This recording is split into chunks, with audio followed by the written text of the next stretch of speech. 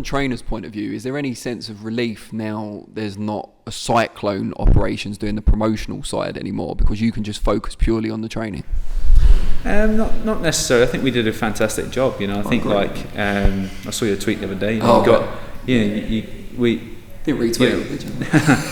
Well, I don't like to seem bunches. Do you know what I mean? Because really, it's only going to get some positive and some negatives, and I think sometimes things are just left untouched. Yeah, I agree. And definitely, look, I thought we did a great job when we brought on some fighters and we took them through in double quick time with no budget at all. Channel 5 is, in terms of the budget that BT are getting, Sky are getting, DAZN are getting, these guys are getting huge budgets, so you've got the ability to pay everybody incredibly well. So we were getting decent fights made. I mean, you look at the fight that just went on Channel 5 at the weekend, it was terrible.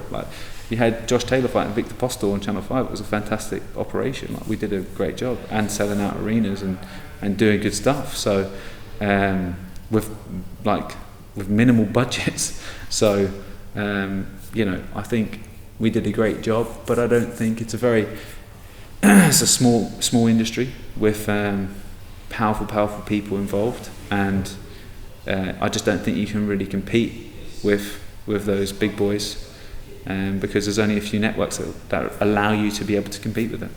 And obviously, since I think Eddie's going to go with DAZN now.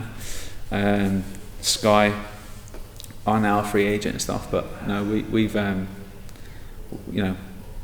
I don't think we'll go back to promoting, because it's just time consuming, and sometimes there should have been more of an enjoyment and a praise factor from the fighters, and everything that's come off has just been negative.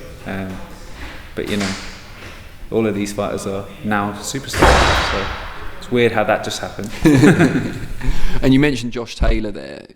As you've said, not only was he the matches made perfectly, or as I said actually, but just kidding. As you said, it matched perfectly, trained obviously very well and developed by you from the start of his pro career. How does it feel then when you watch him win the undisputed titles? Do you feel a sense of pride, or is it bittersweet? No, definitely. Look, pride for him. I'm happy for him. I wish things had turned out a little bit better, but I felt like I did a great job with him.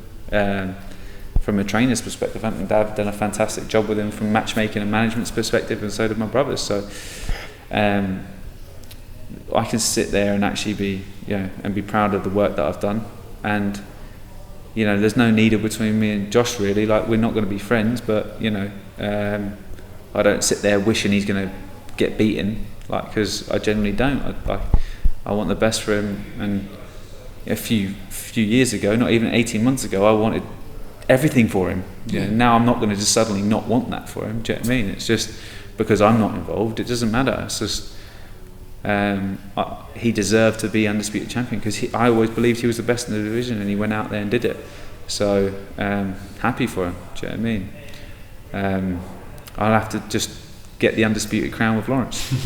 So that's just that's something from my side. I'd love to train a fighter from the start, which I did with Josh from his first fight, to become an undisputed. We got to a unified champion, and he's had one knockover job with Ben Davison, and he boxed Ramirez for all the belts. So nearly got there, but I'll get there again. Does it hurt when fighters move on, or are you kind of inured to it now? You've been around boxing for so many years. I don't mean to be arrogant, but if you're good, you'll always have fighters come. So you can't get too emotionally involved and attached. I got too emotionally involved in Carl, and look how that ended up. Now, I won't ever make that mistake again. I'm godfather of George's child. I'm really good friends with Luke. CBS, all those guys. They're all really, really close friends. But if they if Lawrence chose to move on now, then I'll say, hold my hands up.